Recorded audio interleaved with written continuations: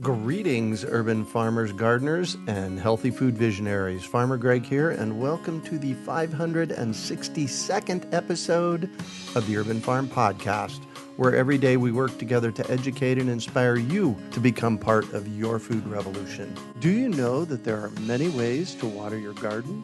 Want to explore what they are?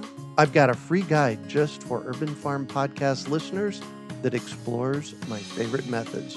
We start with my epic full-length class called Wickedly Smart Water Harvesting, where I share the many ways that you can discover water in your yard. This class ends with the challenge to see how many water sources you can find on your property. Next, we'll dive into my favorite way to water my gardens. This method was introduced to me about a decade ago by my good friend and mentor, Scott Murray. It is water efficient, self-cleaning, and draws from what large farms have been using for decades. We boil it down to the backyard gardener level just for you. You think you can guess what it is? The guide also comes with a full description and list of supplies you'll need to install your own fully functional watering system. Learn and harvest your free water, your garden guide at urbanfarmwater.com. Today on our podcast, we have someone who builds a relationship with his soil. We're talking with Benjamin Page about interacting with the earth. Benjamin is a chiropractic physician and avid urban gardener who works in the wellness paradigm. Going beyond spinal care, he uses holistic approach as he helps his patients return to health by encouraging nutrition through chemical-free food grown in fertile soils, adequate rest, sufficient movement, and the development of proper internal dialogue. Benjamin is the author of The 4 Pillars of Health, Your Health and Wellbeing Made Simple, and Playing in the Dirt, the Key to Sustainable Health. He is also the creator of the Wellness Farmer podcast and Pastos Verdes Farm YouTube channel, where he shares his journey gardening in his little urban garden. Welcome to the show today, Ben. Are you ready to rock? Let's do this. Excellent. So I shared a bit about you. Can you fill in the blanks for us and share more about the path you took to get where you're at today? Sure. And I think, like most people, it's a curvy path. I mean, when I was a young kid, I played in the garden with my parents. Back then, I guess I wouldn't call it playing. I called it more work. But that's how we got my first taste of the garden. And I've always loved helping people. And I always thought, well, if I like to help people, why don't I help them with their health? So at the beginning, I was planning on being a medical doctor and going to underdeveloped countries, we can say, and helping people that just didn't have access to medicine. And that was my initial plan. And things kind of changed, and I started to study philosophy, and I came to the fact that I really liked and was kind of raised with the chiropractic philosophy. So I kind of made a slight turn and went to chiropractic college in Davenport, Iowa, and that's kind of where the garden came back to me also. So there, while I was studying other things, I started to garden, and slowly I came back to what I call my roots, because we've all gardened at least one time in our past. And most people don't have to go too far back. Most people had gardens, well, their families at least, during World War II in the Victory Gardens. Right. And it hasn't been that long. So most of us have gardened, at least our ancestors have, not too far back. And then so I came back to my ancestral roots, and I started to play in the dirt. And oh my goodness, ever since then, I've just loved it. And I don't miss a season. It doesn't matter where I'm at, or I've done it in different states in the United States, even different countries. I've planted gardens, and that's why I love speaking and about the soil and the importance of soil in our health. It's one of my main topics with my patients. Oh, that I talk nice. I've actually had several people on the podcast talking about creating healthy soil, and I think your book is a little bit different of a bend on that because I'm guessing that your book is about our interaction with that healthy soil and the impact that it has on our health. Exactly. Tell me more So about that.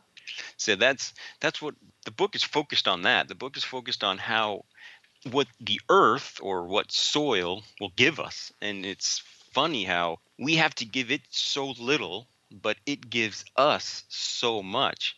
So in the book, I talk about, well, you'll read about 8 ways in that by interacting with a soil, and more importantly, a fertile soil. So a fertile soil will be a soil that's alive. So lots of microorganisms that'll give back to us. And really, that's the only, for me, sustainable way to be healthy is interaction with the fertile soil. And not only us as humans, but as the earth too. I mean, if we're not interacting in a positive way or building soil, earth becomes sick, and if the earth is sick, it's impossible for us to be healthy. It might not be from one generation to the next, but over time, as the earth becomes sicker and sicker and sicker, the human population will become sicker and sicker and sicker too. So it's very important that we are working with this, with Mother Nature, and building her, so not only does she become healthy, but we as a species also is as healthy as possible. So that's the difference. Yeah, I mean, I do speak a little bit about how to build soil through composting, but the book is mainly about how the earth is so important to our overall well-being and our overall health. Well, and this is the question that I love to ask people that come on the show, and that is, what is healthy soil? And you mentioned, one of the things you mentioned is that there's life in the soil. Tell me about, what's your definition of healthy soil? And Yeah, healthiest soil is a soil that is alive. And that's not just one day to the next. It takes time and you have to build it. But a healthy soil is a soil that has the billions of bacteria and the billions of microorganisms that it needs, so it can actually transfer those nutrients in the soil into the plants we're going to eat. And that's the problem. Many people don't understand that if the soil isn't alive, those nutrients can't be transferred into the plant. And the plant can't transfer those nutrients into the food that we'll eventually eat. And so we'll have a nutrient poor food unless the soil is alive. Has lots, of course, we can't see that live, the majority of it. We can see some of those bugs, but the majority of it, we can't see it. So a healthy soil is a soil that is alive, and it smells beautiful, and it's moist, and it's a wonderful feeling to be able to sense that through all our five senses, what a soil that is alive and healthy is all about. I call it black gold. And I mean, every time I ask my kids to go and help me with the black gold, they know exactly what I'm talking about. I'm talking about the compost. And then, so a lot of times I go, ooh, that's kind of stinky, the stinky stuff. And then I go out there and I show it to them. Well, the process, and the fourth process is when it's so moist and it smells clean. It smells, it's just a beautiful smell. I mean, it's hard, you can't explain the smell with words. You have to try it. And that is what a soil that is alive is. It activates the five senses, and it's full of life. yeah.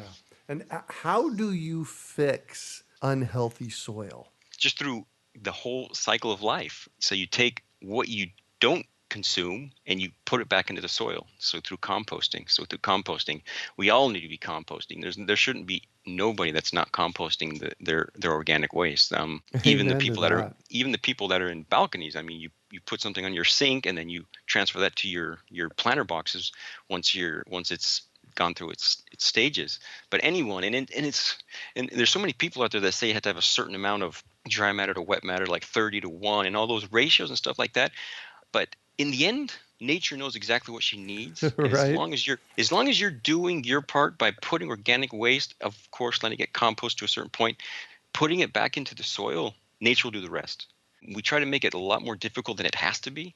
Let's just do our job is quite easy, and even not just in building soil, but building our own health. We try to make it too difficult, and it's really, we have the easy part. I mean, our cells have the hard part, and then Mother Nature has the hard part. All we have to do is just return the surplus back to her, and she'll do the rest. So just getting all that organic waste back to her, and she'll do the rest. Wow, cool. And what do you teach your patients about the relationship between soil and nutrition? Well, I'll give you the 8 things that I explain in the book. I mean, because this is what I tell my patients, and I basically took what I told my patients and I researched it just a little bit more and put a lot more information into the book. But I tell that through soil contact, or by playing in the dirt is how I call it, because as adults, we become too serious. We don't play enough. So I'm trying to get people to get back into dirt and think about it as playing, because it should be enjoyable. It shouldn't be work. Of course, it's tough and it can be hard, and sometimes you don't get the results you want. Like here in my little urban garden, I must have bought 5 or 6 packets of lettuce seed that just are no good because I got three seeds to germinate out of 6 times trying these seeds in different ways. And so sometimes it can be tough, but it's a learning process, and we're always learning. I mean, I can go back to my grandparents. My grandparents have been gardening their whole life.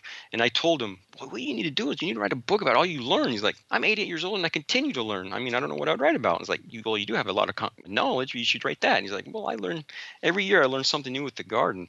So we're always learning. And like I said, I'm in that process too. But the book talks about how by being in contact with the earth, first of all, it makes our nutrition simple. We can talk about that a little bit more if you want to. It also, I mean, by feeling her, like I said at the beginning, our five senses, it heals us. I mean, just being out and experiencing her, it heals us. We can decrease almost all forms of stress by just being out in nature and playing in the dirt. It builds communities, and we're a species of communities. We can't thrive if we're not in communities. And I'm not talking about just virtual. I'm talking about real communities. I mean, virtual communities are really nice, but we have to have physical contact too.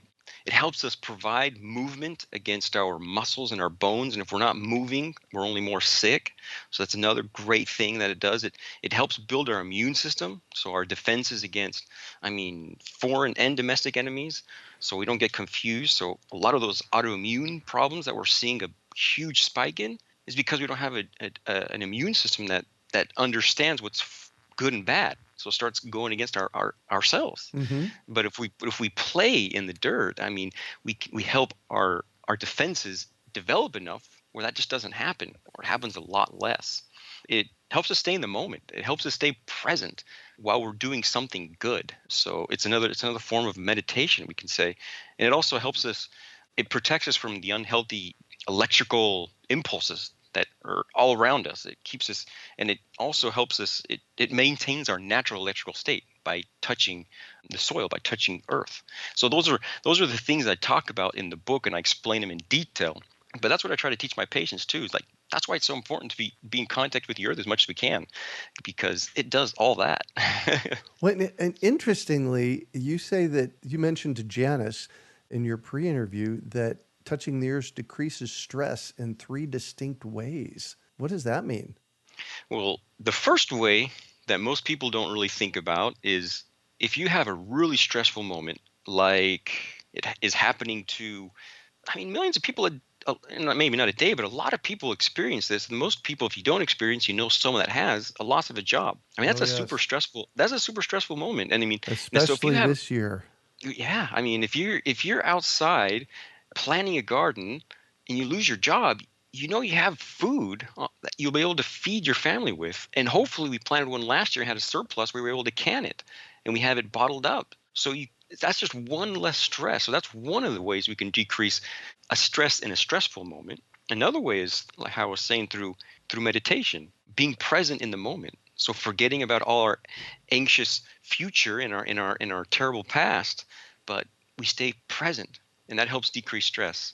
And then another way is through movement. Movement is another great way to decrease stress.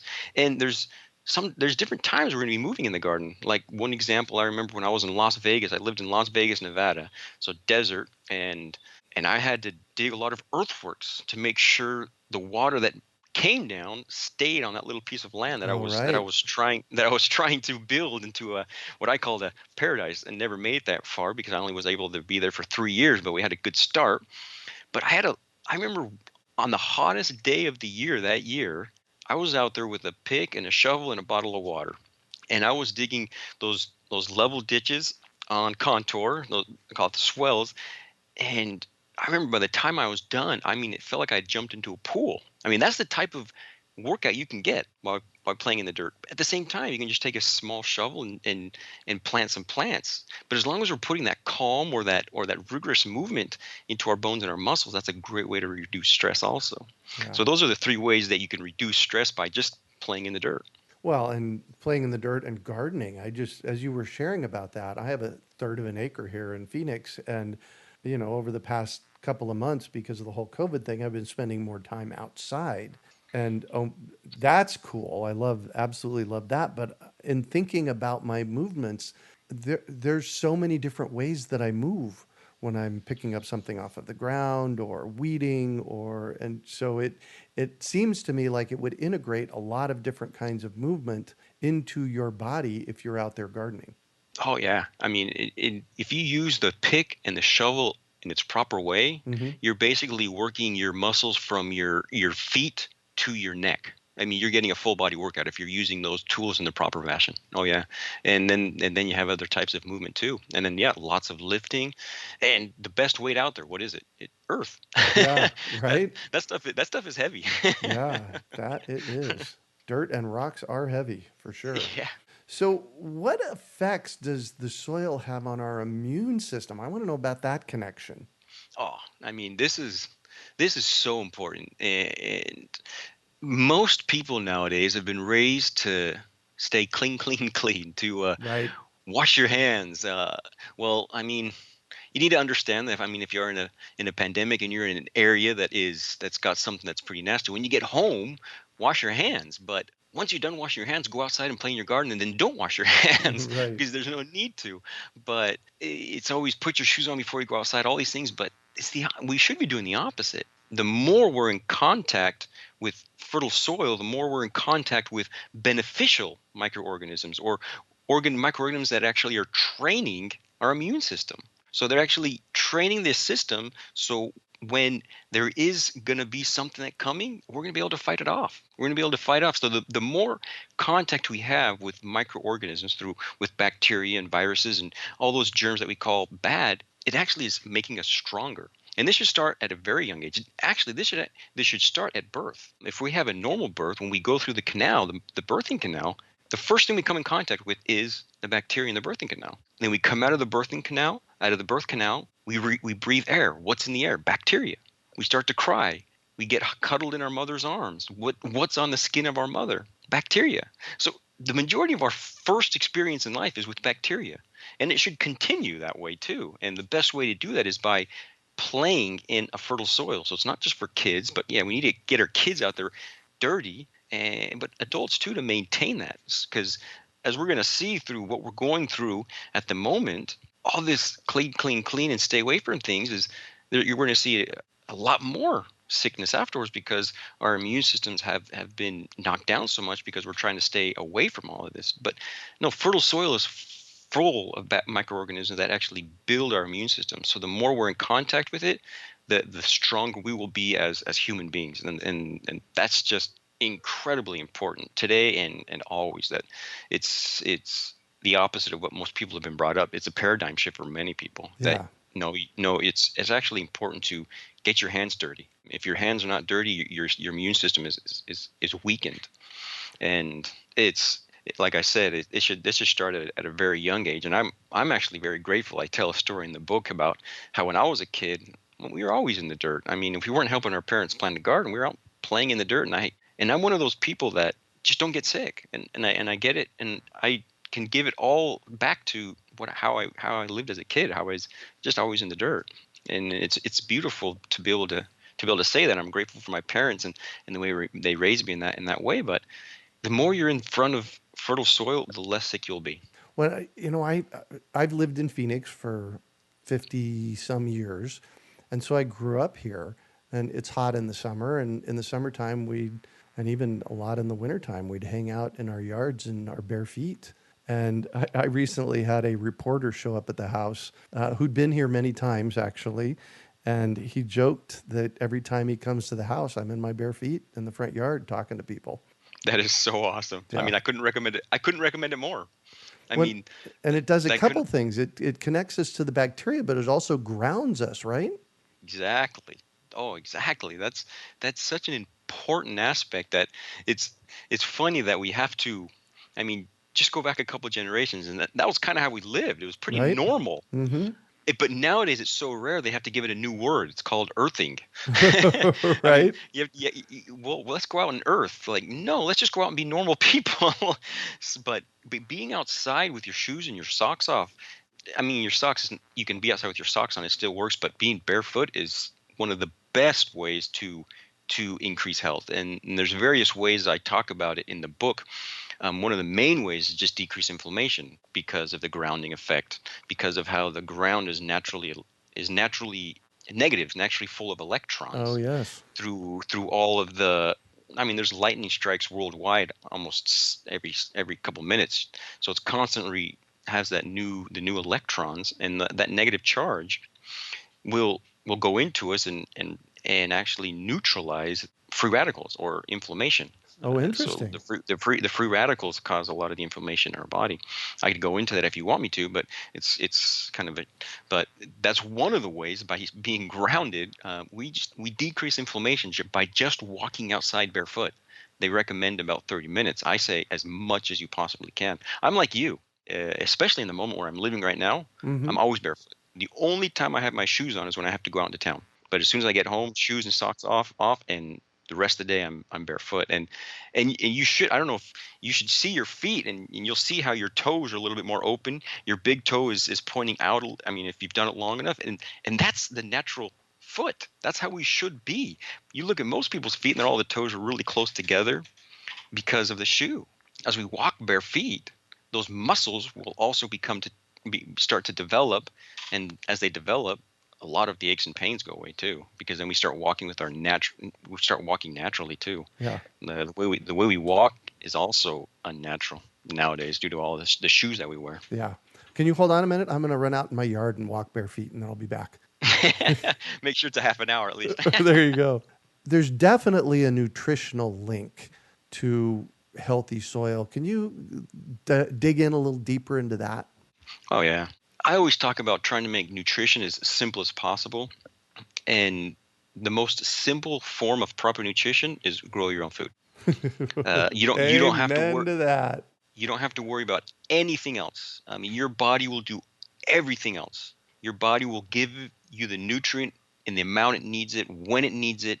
All you have to do is worry about growing your own food. And of course, the majority of us are not going to grow all our food. Get the rest of your food from somebody that's as local as possible and that is doing it the proper way. And if you do that, your nutrition is done. You don't have to worry about anything else. You don't have to worry about supplements. You don't have to do any of that. We as human beings, we assimilate food, not pills, not tablets, not supplements. We Mm-hmm. assimilate food. So if we give it the food that it needs, the nutrition it needs, it'll do the rest. I mean, that's our hard part is supplying it. And it's a little harder nowadays because the food supply is So depleted? we could say that the food supply and I mean the way that food is just grown, and we almost can't even call it food anymore. We just call it a product. It's very, very unhealthy.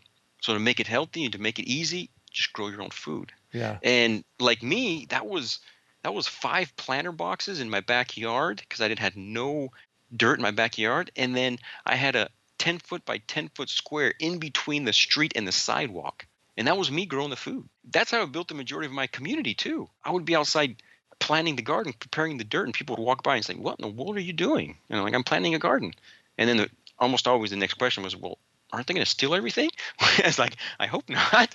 But that's where I was. And by being out there and playing in the dirt, I got to know the majority of my community where I lived. And not only that, I was Mm-hmm. able to help them because a lot of people came and asked me for advice later, like, "Hey, how do I plant a garden? How do I do this? How do I?" And I was able to explain it. Why we built this huge community, and some of the people were really neat. And I talk about one of the people that I got to know in the book where he was taking care of his wife that was really sick, and he really wanted to plant a garden. And I told him how to do it, and he went home, and we saw his progress, and it was really neat how he began to progress through his trials by growing a garden. But nutrition is made simple by growing and consuming what's most local and closest to you. Mm-hmm. And sometimes me, I personally believe that meat is a very important part of nutrition. There's some people that don't, but me personally, I believe that's a very important part. And sometimes to get the proper type of meat, I mean, you have to go kind of far. I mean, so if you have to get to know a rancher that's 200, 300 miles away to get that proper meat, I mean, that's your local meat. But try to get it as local as possible and in a way that you know they're growing or raising them in a humane, proper fashion. And nutrition is simple. Yeah. Beautiful. In your phraseology, I noticed that you are kind of alluding to a particular word called permaculture. Have you studied permaculture? Do you know permaculture? Yep. Yeah, that's it all. I mean, I think that's what got me back into the soil. It all happened in 2008. I was listening to a podcast that he said permaculture. I was like, what in the world is permaculture? So in 2008, I started studying, and wow, I mean, that's the toolbox that has really helped me Connect with nature? come back to, yeah, come back and live with and treat nature how we should be treating nature. Yeah, I mean, permaculture has been a big part of my life since, like I said, 2008. So over 12 years. Yeah, and Wow. it's been through study and practice. I mean, Yep. I've never done a course, but it's just through reading as many books I can get my hand on, and then going outside and putting that into practice. Yep. Hmm. Nice. And you live currently in Argentina. How did you get to Argentina? uh, That's yeah, we've been here for the last 3 years. My mom's actually from Argentina, and we are in the city where my mom was born and raised. So I have Wow. family here. I have family here in Argentina, and there's very few doctors of chiropractic here. Very few. So we decided to try and start a practice down here where there's very few chiropractors, and at the moment that's what we're doing. I work as a chiropractic physician, and then do everything else that I'm doing, also write books and podcast and stuff like that. But we came down here mainly to open up a chiropractic practice. Nice. Congratulations. That's quite an adventure, huh? It has been. Yeah, it's a long way from home. Tell me about your books. So the book that's the my second book, Playing in the Dirt, is what we're pretty much talking about here. It's it's how we can take ourselves, an ecosystem of cells, and work with Mother Nature, which is also another ecosystem. So if we work with Mother Nature, it's truly the only key to sustainable health. And I explain how that is through those 8 points that we talked about in this episode. And to me, it was a very special book because it's got a lot of personal experiences in it too, of mine, my hard moments and some really fun moments and some neat moments of my childhood when I planted gardens with my parents. So it's a book with a lot of information, but has a little bit of me in it too, and then it helps us understand the importance of us returning to the earth, and how I say in the subtitle, the key to sustainable health. Not only sustainable health for ourselves, but for our home, Mother Earth. I mean, our only Hmm. home that we have at this moment. If we build her, she builds us, and she gives back 10 times the amount of what we put in. And then my first book, the Four Pillars of Health, is where I explain my philosophy on what health is. Like I did explain just a little bit how most people try to make health confusing, or it's difficult, or you have to do. No, it's very simple. The hard part is us making a lifestyle out of health. So health is a journey. It never ends. We're never going to get to a Yes. finish. We're never going to get to a finish line. And it's a journey, that it's a lifelong journey Hmm. where we make lifestyles and we live those lifestyles. And if we live those lifestyles, our health is just natural. It's just who we are naturally. So if we look at our ancestors, we don't see any we don't see hardly any sickness at all. Why? Because they lived in a way that was proper to who they were. Us as human beings were making it a little bit more difficult in these times. But if we just go back and make it simple, and I talk about how to make it simple. So I talk about how you eat nutrient dense food grown on fertile soil without chemicals, adequate rest, enough stretching, adequate movement, finding a coach. I usually say a chiropractor, because he understands the importance of the spine, that can help you and guide you in your health goals. And then talk to yourself in a natural way. The whole mental aspect is super important. Oh, And yeah. now we understand how the internal aspect affects the external, the physical. So the physical affects the mental, and the mental aspect affects the physical, and then the spiritual affects both of them. I mean, so there's three types of health, and we all need to work together with those three. It's not just one. You can't separate the three of them. And the book explains how we can do that and make that into a lifestyle, so we don't have to really worry about our health. All we have to do is worry about living certain lifestyles. Nice. Well, in your bio, it says, and the development of proper internal dialogue. I had something happen in 2004. You know, that internal voice that says, kept telling me I couldn't do things. I, Oh yeah. I Oh yeah. literally, I remember this. I literally turned around and looked up at that internal voice and I told it to shut up because I had too much work to do to be listening to the crap that it was feeding me. Oh And yeah. and that was a pivotal point in my life when I changed my relationship with that dialogue from listening to it to basically being in control of it. And I'm a take on things kind of guy in my life. And one of the things that I did almost 20 years ago now is I created a goal for myself to do the PF Chang or the rock and roll half marathon here in Phoenix every year until I was the only one that had done them all. And a few years ago, I wasn't feeling well. I hadn't trained enough. And I verbalized out loud that I was thinking about not doing the half marathon. And this voice roared at me. It had come on my side. And I heard, what I heard in my head was, don't you dare stop doing it. And it's an interesting relationship to have with, shall we call it the monkey mind? Oh yeah. I mean that is, and I love your example because it shows that when you have the natural, the proper, because, and I call it natural because we're born that way. Yep. We're born speaking to ourselves that way. I mean, it's pretty. The problem is we kick down a lot in life, and just life happens, and then we start to speak to ourselves in a not natural way. Right. In the way that you were able to see that, and then actually how it turned back into its natural form and said, "No, you're going to do this, and you can do this." It's just it's a beautiful example of how we should be speaking to ourselves. But yeah, I go into in my second book, Playing in the Dirt, I go into one of my own personal examples where I had a really hard time also with my internal dialogue, and it we could say I was sick internally Mm-hmm. because I didn't just demonstrate any physical symptoms, but internally I was a sick person because of the way I was speaking to myself. Yes. No, for sure. Right. Wow. Well, thank you so much for all this great soil and gardening information. Oh, it's my pleasure. I love talking about it and I love speaking to people. So it was I it can was tell. more than my pleasure. So I'm going to shift on you, and I'd like for you to talk about a time you failed, how you overcame that failure, and what you might have learned from it. These are the first things that came to my mind. So this question, because I've had tons of failures, and I guess you could say I've learned a little bit from each one. Well, I better have. I didn't, but my last failure was the book launch. I wasn't able to launch. So I was supposed to launch my second book, Playing in the Dirt, but I wasn't able to launch it because we talked a little bit before we got started that my house we got well my house the robbers entered into our house and stole the majority of my equipment, Mm-hmm. and they stole all my launch material, which was 4 months of work. So they stole a lot of my time, and to me, not being able to launch at that time.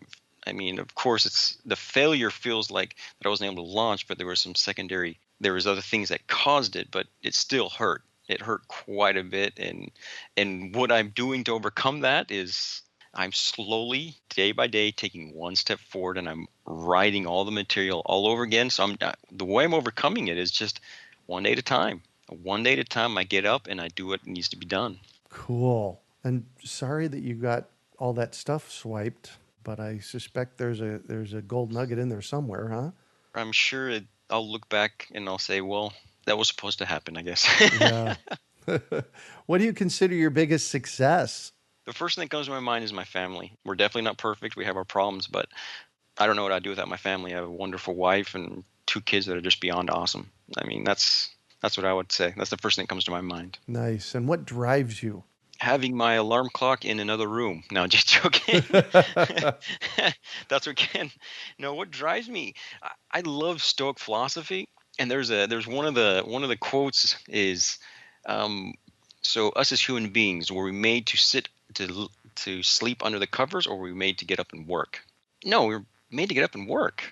That's who we are. Of course, we need some time to rest. That's why we have night and day. But during the daytime, that's just a time to work.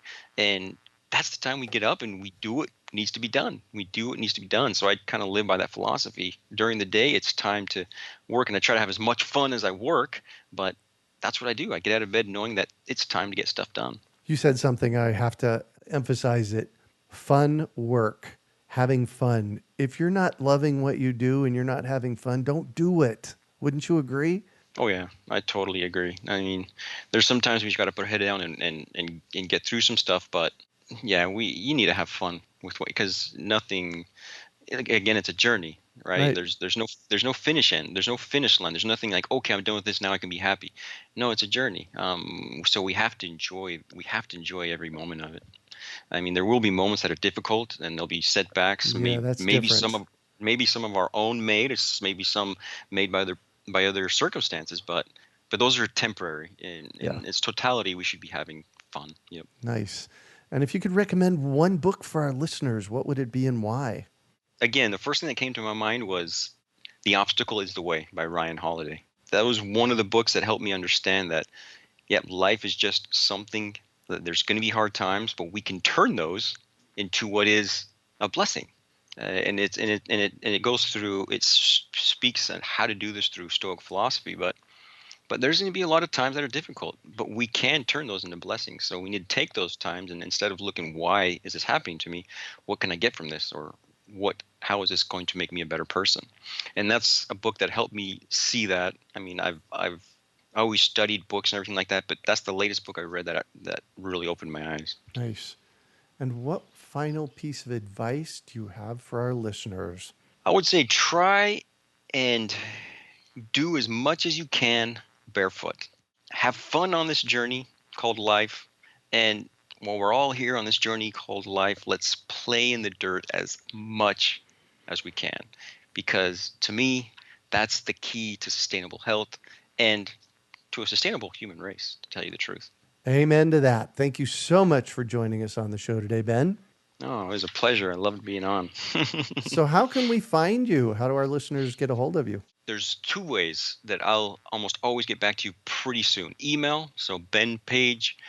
There's Pastos verdes farm at gmail.com. And then me on Instagram, Ben Page DC. So those are the two ways I'll get back to you. Any other way, it might take a little longer. Perfect. You can also find show notes from today's podcast at urbanfarm.org/Ben Page. Oh, and also, real quick, my website, how am I going to forget? www.pastosverdesfarm.com. Sorry about that. No, that's perfect. Perfect. We hope you enjoyed today's episode of the Urban Farm Podcast. Remember to listen for tips, advice, and resources to help you on your journey with urban farming. You can find us on the web at urbanfarm.org or send us an email to podcast@urbanfarm.org. In the words of Vincent van Gogh, great things are done by a series of small things brought together. Be encouraged that with each lesson learned and skill developed, you are one step closer in the direction of your dreams.